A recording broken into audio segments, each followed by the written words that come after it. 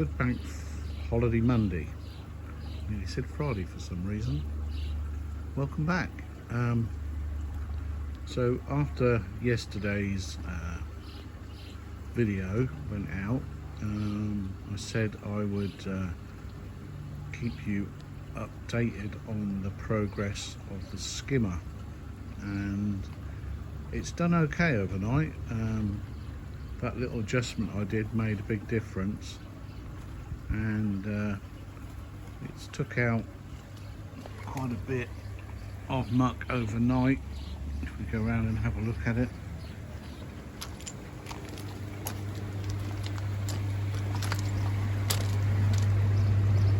that's what it's took out in the last 24 hours, nearly 12 hours, and it's still taking stuff out now. There's still foam in the tube, but it doesn't take out so much in the daylight as it does at night. So I'll keep it running, and I'll keep you updated on the progress. But it's a very simple little protein skimmer, but it is working. So back to you now, next clip. Good Tuesday afternoon, and welcome back to Martin's Koi Pond and Aquatics. Now, I said in the last clip that I had ordered some more rowaphos, and a new 400 gallon per day RO membrane. They are here. This is a 400, I think it says it on there somewhere, gallon per day RO membrane. And this is 5 kilos of rowaphos. Now, this stuff has been the difference maker for my pond in terms of allowing me to use my tap water without running my tap water through this stuff. The koi go absolutely demented. They jump, they rub, and they just do not like the water. So I have to run it through this stuff.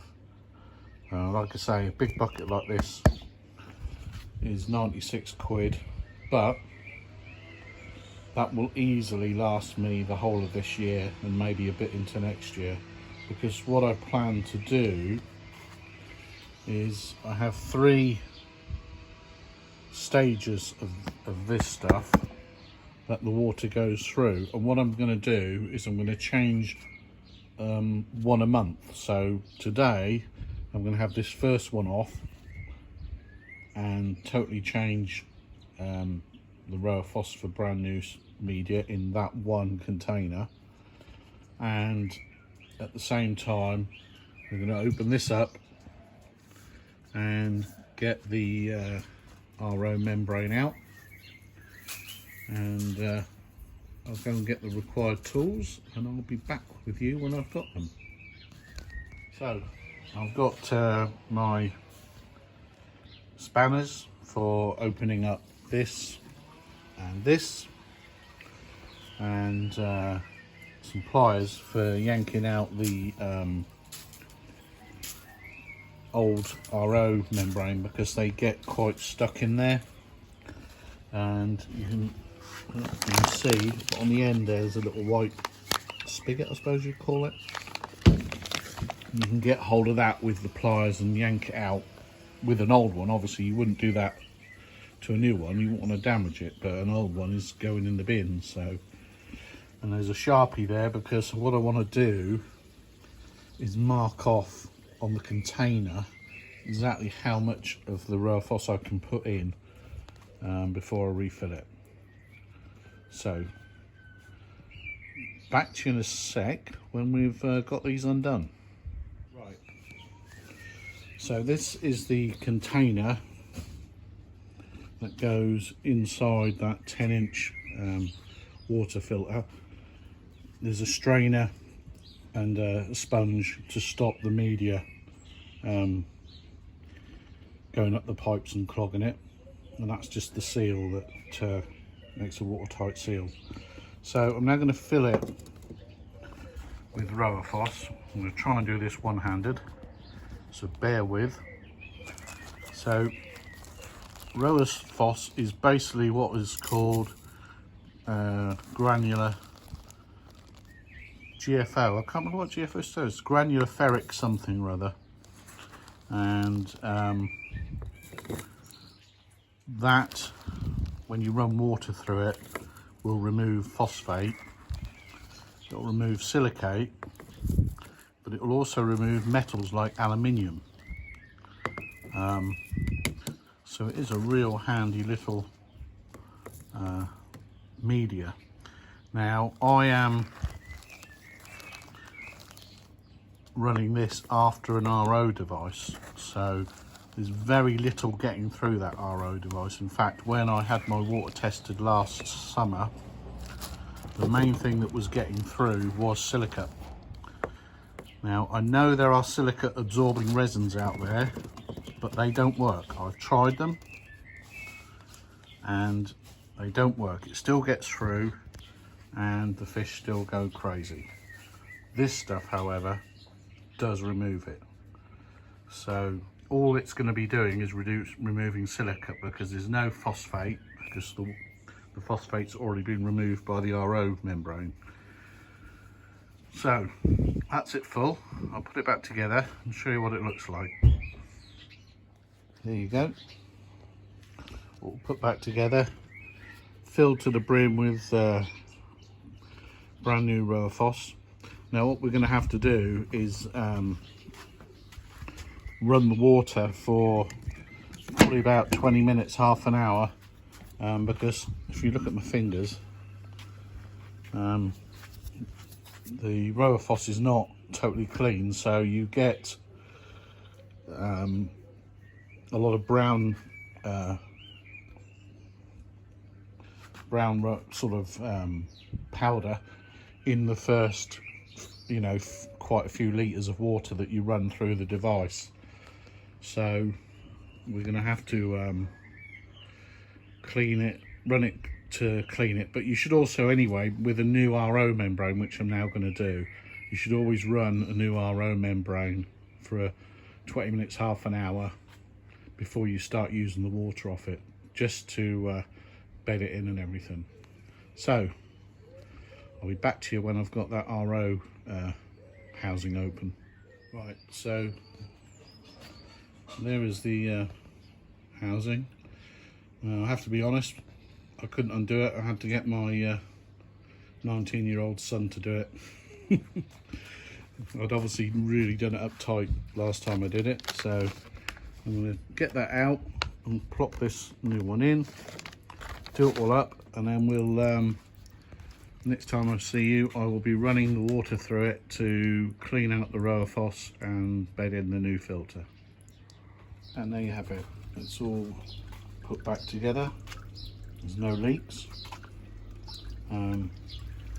This is it's just getting rid of some air bubbles, so there's a little bit of an intermittent flow at the minute.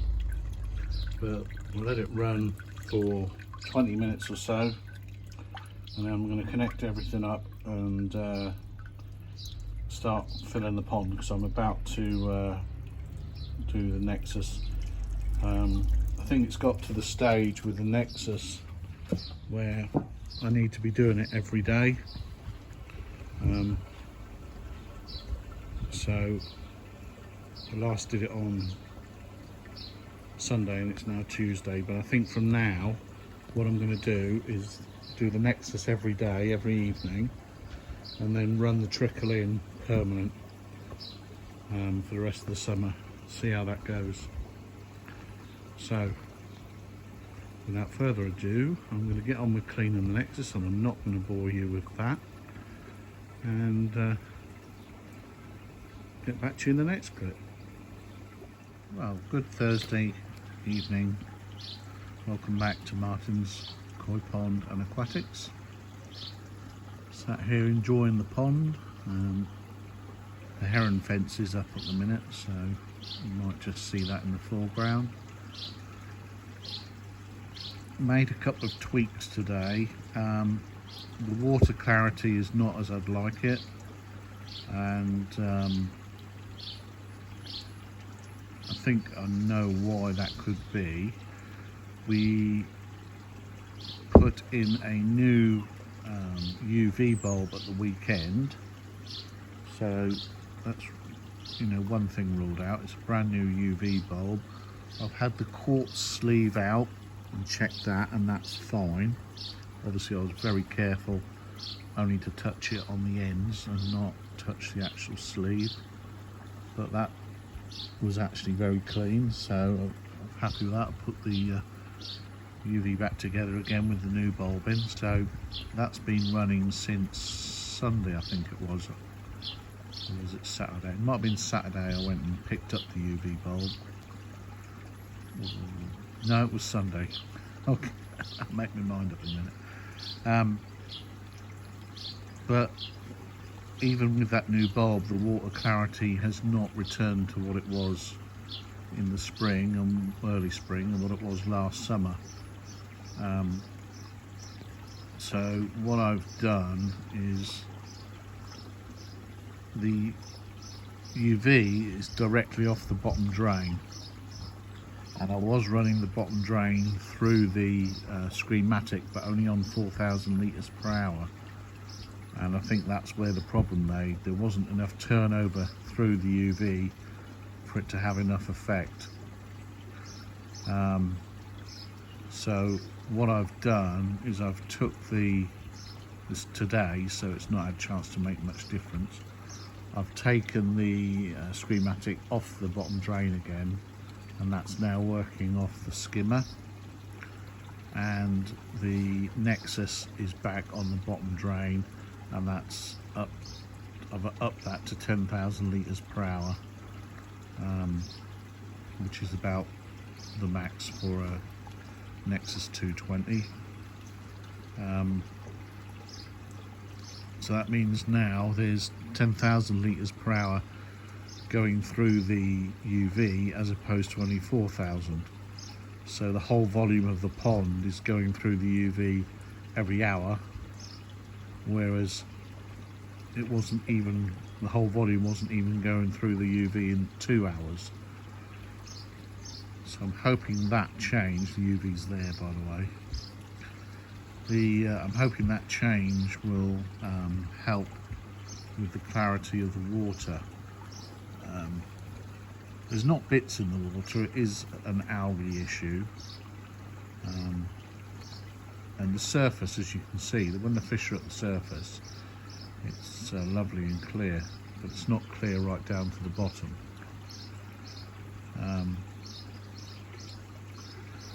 With the Nexus as well, I've started as of Monday this week, so it's now Thursday, I've started cleaning it every day. So get home from work around 3:30, 4 o'clock time, and as soon as I get home I do the Nexus, and I've been topping it up almost 24/7.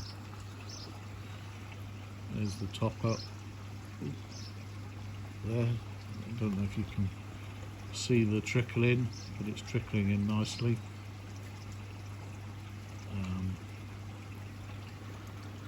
By the morning the pond will be full, so I will turn that off in the morning, and then it'll stay off until about 4 in the afternoon again, when I clean the Nexus and then turn it back on to top up again. So we're topping up 400 to 500 litres a day at the minute. So that's quite a considerable water change the pond is getting weekly. You know, somewhere in the region of 3,000 litres. So nearly a third a week. Fish are apparently loving the clean water. No issues with the fish. I'm still only feeding them twice a day. I'm not going to up the feeding yet because I've still got a problem with foam. I think that's partly to do with the biological filter needing to catch up with the feeding. So that's where we are. Oh, Simon B asked for me to do an update on the skimmer. I've been running the skimmer. Was it Monday I did the skimmer? Something like that. And to be honest, that's all it's collected over Monday night, Tuesday night, Wednesday night. Yeah, 3 nights. Not a great deal, but I suppose better out than in the pond. So I shall keep that skimmer running until the foam subsides, and then I'll probably disconnect it till next spring. So that's all the updates for this week, and I'll catch you in the next video.